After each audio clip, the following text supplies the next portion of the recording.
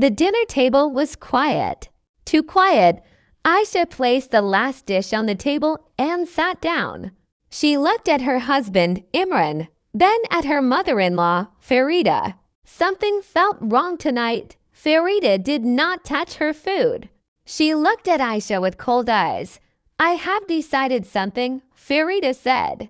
"You need to move out of this house." The room went silent. Imran's fork stopped halfway to his mouth. Aisha felt her heart drop, but her face stayed calm. "Move out." Aisha asked quietly, "Why?" "You bring nothing to this family," Farida said. "You don't work outside. You don't help with money. My son works so hard, and you just sit here and enjoy the comfort he provides." Aisha did not argue. She simply looked down at her plate. What Farida did not know was simple. Every single month, for the last 3 years, Aisha had transferred $14,000 into the family account.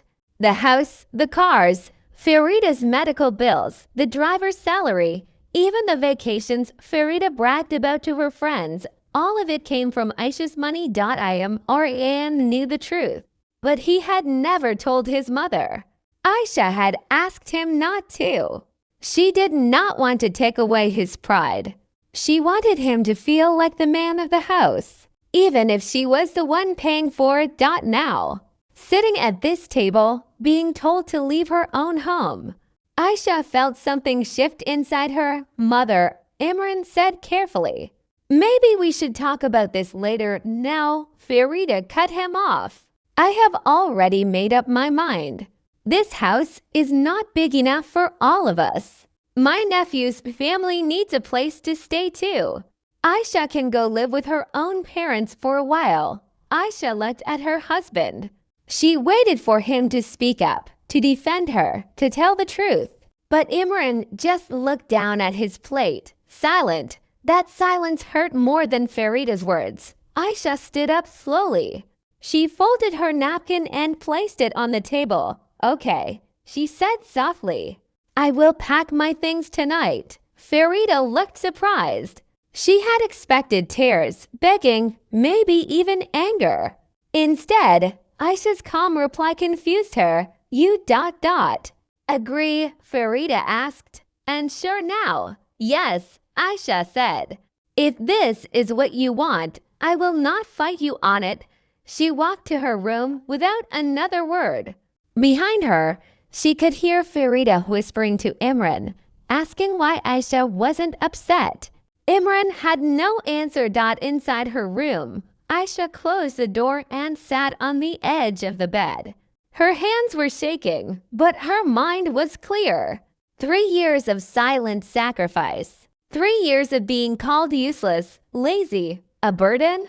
And tonight, she had been told to leave the very home she had been quietly keeping alive. She opened her phone and looked at her banking app. The monthly transfer was scheduled for 3 days from now. $14,000 ready to go out automatically.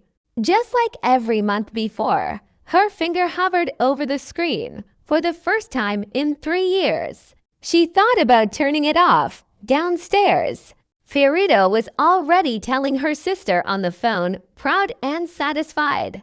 "I finally did it," she said. "That girl is leaving. Now the house will be peaceful again. And don't worry about money. My son takes care of everything. We don't need her here." She had no idea what she had just done. Aisha packed her suitcase that night. She folded her clothes carefully, placed her important documents in a small bag, and looked around the room one last time. This had been her home for 3 years. She had cooked in that kitchen, decorated that living room, paid for the furniture Farida loved to show off to guests. Tomorrow, she would leave with nothing but her suitcase, but she would also leave with something else. A decision. A quiet, powerful decision that Farida could never imagine. As Aisha zipped her suitcase closed, her phone buzzed. It was a message from Imran. "Please don't do anything you'll regret. Let's talk in the morning." Aisha stared at the message for a long time. Then she typed back 4 words. I already made my decision. She turned off her phone and looked out the window at the dark street below. Somewhere in that house, Farida was celebrating her victory, completely unaware of the storm that was about to begin. 3 days? That's all it would take for everything to change. The next morning, Aisha stood by the door with her suitcase. The house was quiet, except for the sound of Farida humming happily in the kitchen. Imran came down the stairs, his eyes tired. He had not slept much. Aisha, please, he said. Give it a few days. She calmed down. She always does. This isn't about her calming down, Imran, Aisha said. This is about years of being treated like I don't matter. And you sitting there, watching it happen, saying nothing.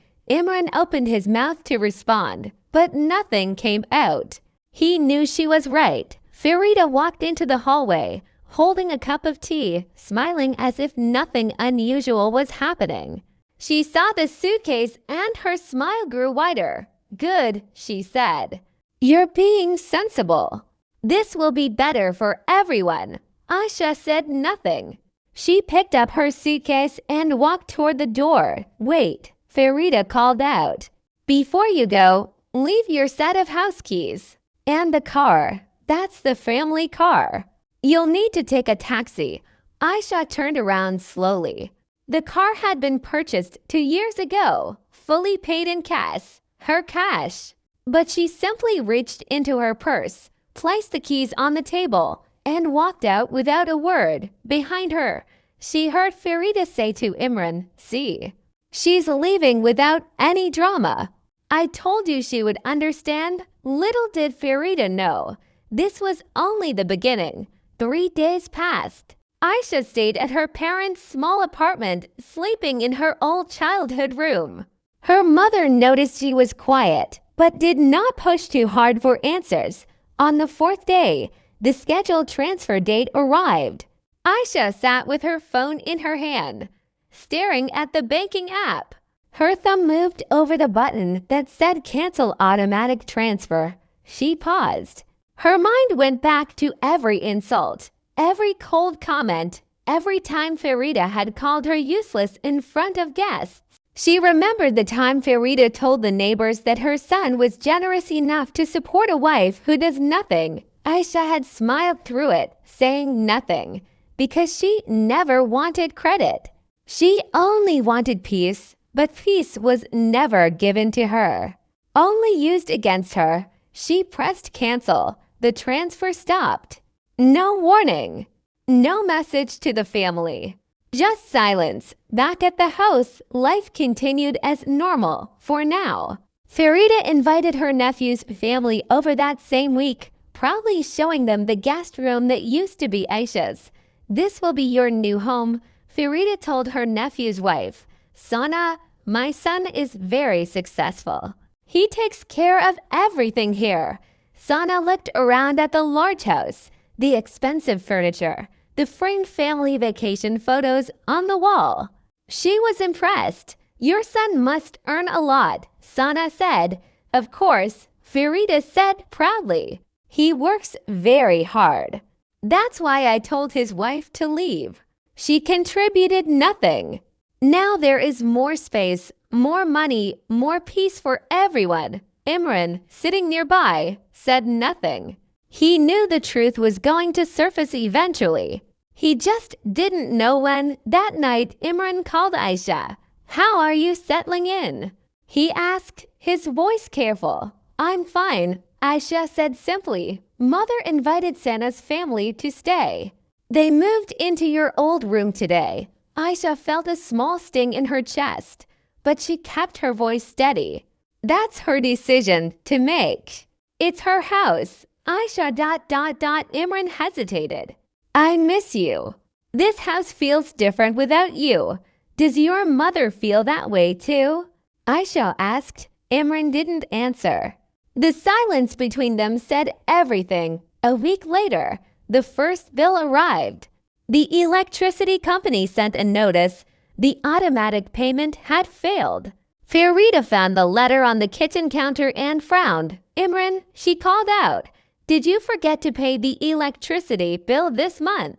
Imran, confused, checked his own account. He had money in it, his salary, but not nearly enough to cover a bill this large. He had never actually looked closely at how much the household expenses cost every month. Aisha had always handled it quietly, transferring extra funds before bills were due, so nothing ever bounced. "I'll take care of it," Imran said, trying to sound confident. He paid the bill using his own savings, assuming it was just a one-time mix dash-up. But 2 days later, another notice came. This time it was the car insurance payment, declined for insufficient funds. Then the driver came to Farida, asking politely if his salary would be paid on time this month. Since it was already 5 days late, Farida's confident smile began to fade. Why is everything suddenly falling apart? She muttered to herself, flipping through a stack of unpaid bills she had never bothered to look at before. She turned to Imran that evening, her voice sharp with worrying. "What is happening with our money? You told me you handle everything. Why are there so many problems all of a sudden?" Imran felt sweat forming on his forehead. He knew exactly what was happening. He just didn't know how to explain it without revealing the truth he had hidden for 3 years. I don't know, Mother," he lied. "Maybe it's just bad timing this month." Farida stared at him, her eyes narrowing with suspicion. Something did not add up, and she was determined to find out what. She had no idea that the answer was sitting quietly in a small apartment across town, waiting to see how long it would take her to figure it out. 2 weeks had passed since Aisha left the house. In her small rented apartment, life was simple. She had a bed, a small kitchen, and quiet. No one criticized her cooking. No one called her useless. For the first time in years, she could breathe. But the quiet came with a price. At night, she often sat alone, thinking about the life she used to have, the family dinners, the small moments with Imran before things turned cold. She missed him. But she did not miss the version of herself who stayed silent to keep the peace. Her mother noticed the change in her. "You seem stronger," her mother said one evening. Watching Aisha cook dinner for them both, "I feel stronger," Aisha admitted. "I didn't know how heavy that house was until I left it. Back at the family house, things were falling apart fast. The driver quit after not being paid for 3 weeks. Farida had to start taking the bus, something she had not done in over a decade.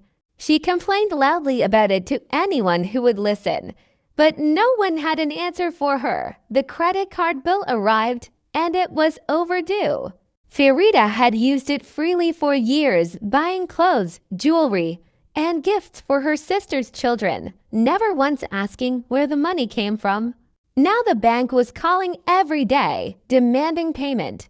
"Imran, fix this," Farida snapped. "You are a grown man. How can you not manage simple bills?" Imran sat at the dining table, staring at a pile of unpaid statements. His salary alone was barely a third of what the household needed every month. He finally understood, in numbers, just how much Aisha had been carrying silently. Guilt crushed him. He picked up his phone and called her. "Aisha, I need to ask you something," he said, his voice shaking. Did you pay for everything? The house, the bills, all of it?" There was a long pause on the other end. "Why are you asking me now?" Aisha said quietly. "Because everything is falling apart," Imran admitted. "Mother is panicking. The bills are piling up. I don't know what to do." Aisha closed her eyes. Part of her wanted to rush back and fix everything, like she always had. But another part of her, the part that had been silent for too long, told her to wait. "I'm not ready to talk about that yet," she said, and ended the call. That night, Sana, the nephew's wife who had moved into Aisha's old room, overheard Farida arguing with her sister on the phone. "I don't understand it," Farida said, pacing the living room. "Everything was fine before. The bills were always paid on time. Nothing like this ever happened when Aisha was here." Sana, standing quietly by the doorway, felt a strange realization creeping into her mind. She remembered something odd from a few months earlier, a bank transfer notification she had accidentally seen on Aisha's old phone back when Aisha let her borrow it to check something online. She hadn't thought much of it at the time. Now it made sense. Sana did not say anything to Farida. Not yet. She wasn't sure if it was her place to say something so serious. But the thought stayed with her, growing heavier each day. A few days later, Farida decided to visit her family friend, Naila, who worked at the same bank the family used. She hoped Naila could explain what was happening with their accounts. "I don't understand these numbers," Farida said, showing Naila the printed bank statements. "Every month, thousands of dollars used to come into this account. Now, nothing. My son's salary alone is not enough to explain the sudden change." Naila looked through the statements carefully. Her eyes landed on a pattern, a recurring deposit of $14,000 every single month for the past 3 years. The deposits had a note attached, a simple label transfer from AK. Naila looked up at Farida, hesitant. "Do you know who AK is?" Farida frowned, confused. "AK? I have no idea. Maybe one of Imran's clients." Naila didn't say anything else. She wasn't sure if it was her place to speculate. But something told her this was more complicated than Farida realized. Farida left the bank feeling more confused than before. The mystery deposits weighing on her mind the entire ride home. That evening, Sana finally worked up the courage to speak. She found Farida sitting alone in the living room, looking exhausted and worried. "Auntie," Sana said carefully, "I don't want to cause any trouble, but I think I might know something about the money." Farida looked up sharply. "What do you mean?" Sana hesitated, then spoke slowly. "A few months ago, I saw something on Aisha's phone. A bank transfer.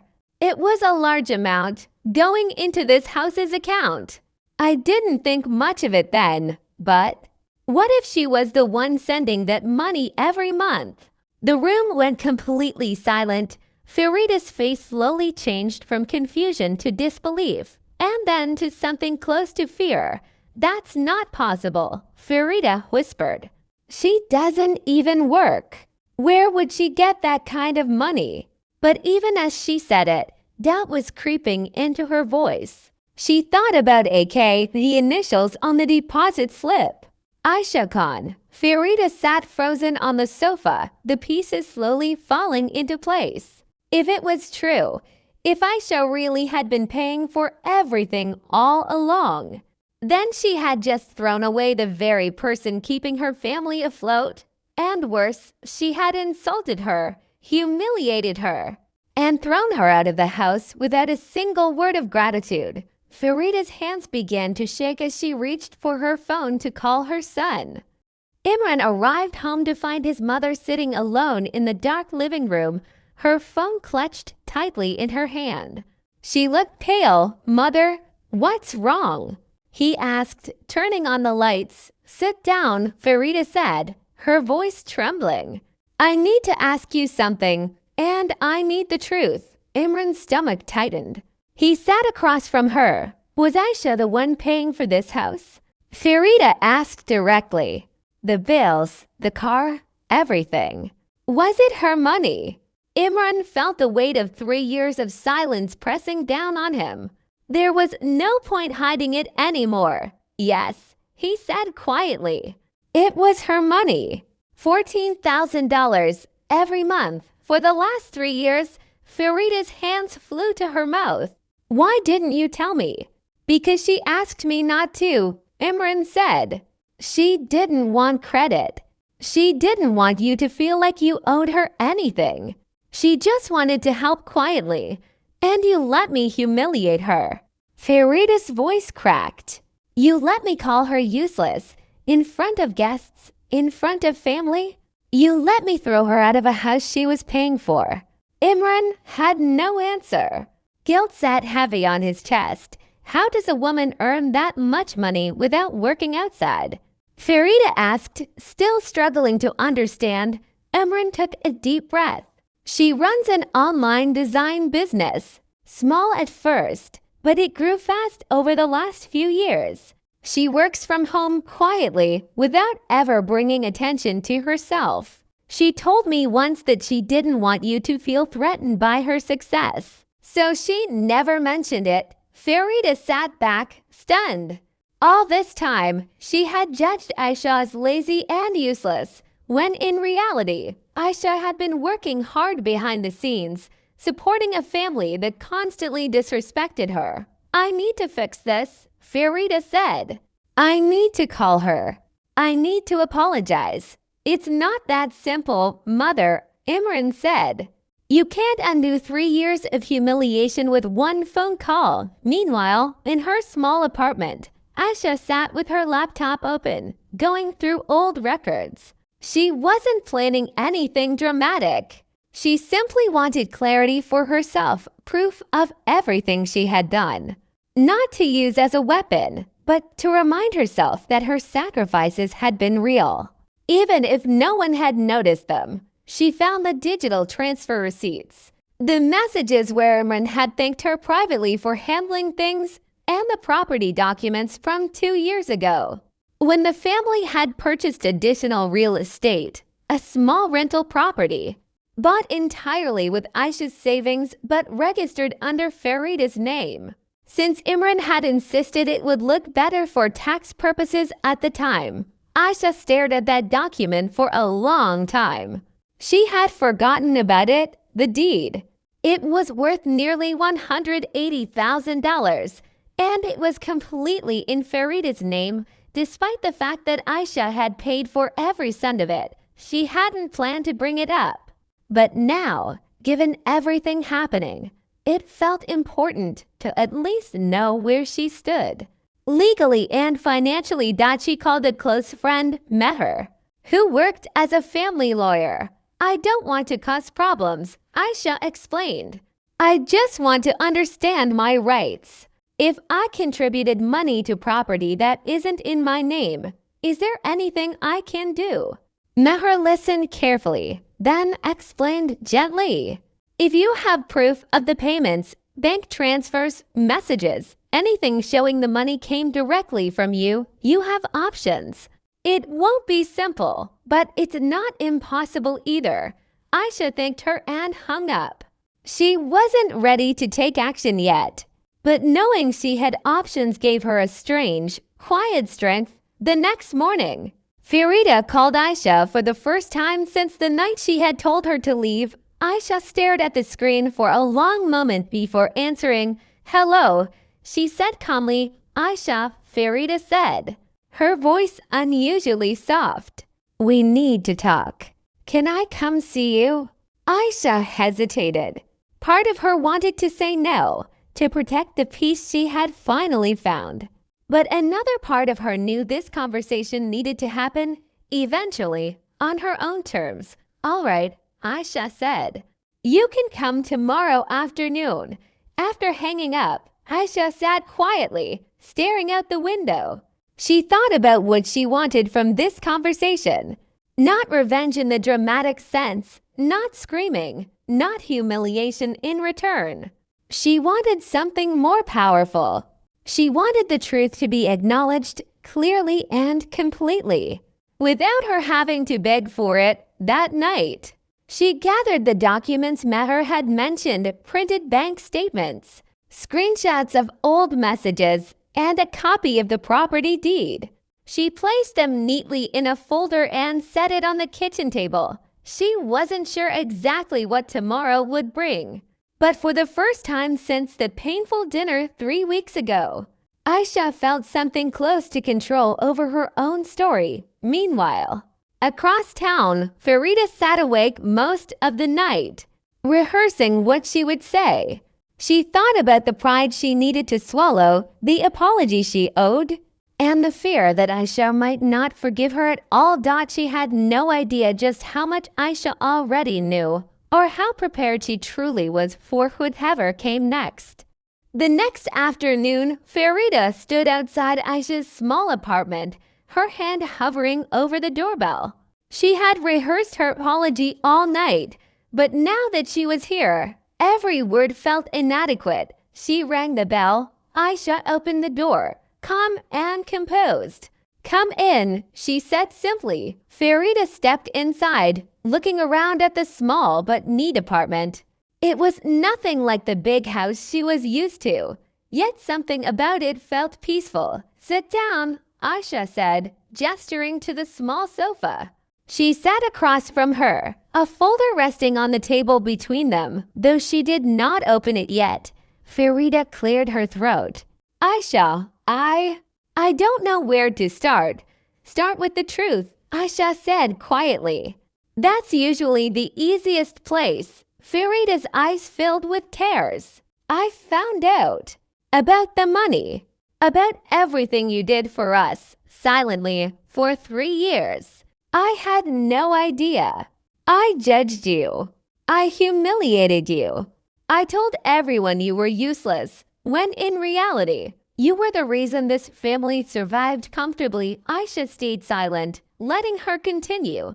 "I was wrong," Farida said, her voice breaking. "I am ashamed of how I treated you. Please, come back home. We need you. I need you." Aisha took a deep breath.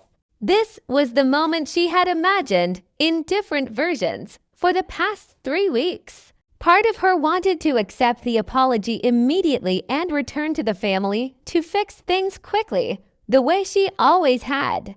But another part of her, the stronger part, knew this apology alone was not enough. "Do you know why I never told you about the money?" Aisha asked. Farida shook her head. "Because I didn't want gratitude," Aisha said. "I wanted respect. I wanted to be treated like a person, not like a burden, regardless of what I contributed financially. But you never gave me that, not once, not even before you knew about the money." Farida looked down. Ashamed, "I supported this family because I loved Imran, and I wanted us to succeed together," Aisha continued. "But somewhere along the way, I became invisible in my own home. My work wasn't seen as valuable because it didn't fit the traditional idea of a job. My silence was mistaken for weakness. And when I was finally told to leave, no one defended me, not you, not even my own husband." "I understand if you're angry," Farida said. "But please, give us a chance to make things right." Aisha finally opened the folder on the table. She pulled out the property deed and placed it in front of Farida. "Do you recognize this?" Aisha asked. Farida looked at the document, confused. "This is the rental property we bought 2 years ago.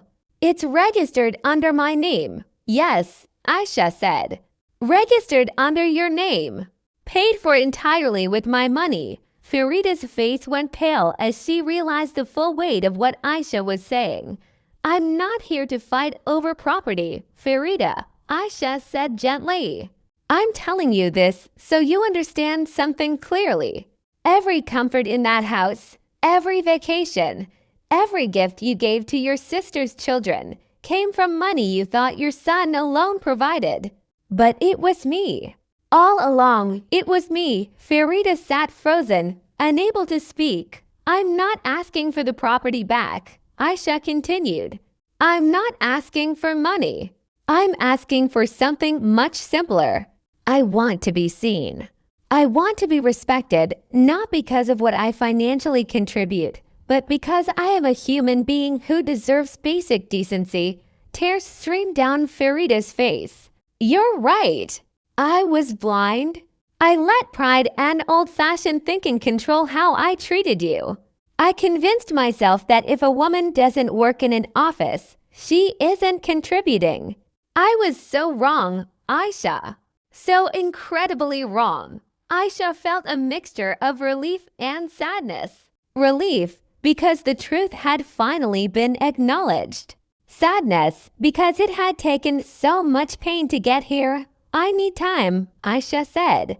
I'm not saying no to coming back, but I need to know that if I do return, things will actually be different.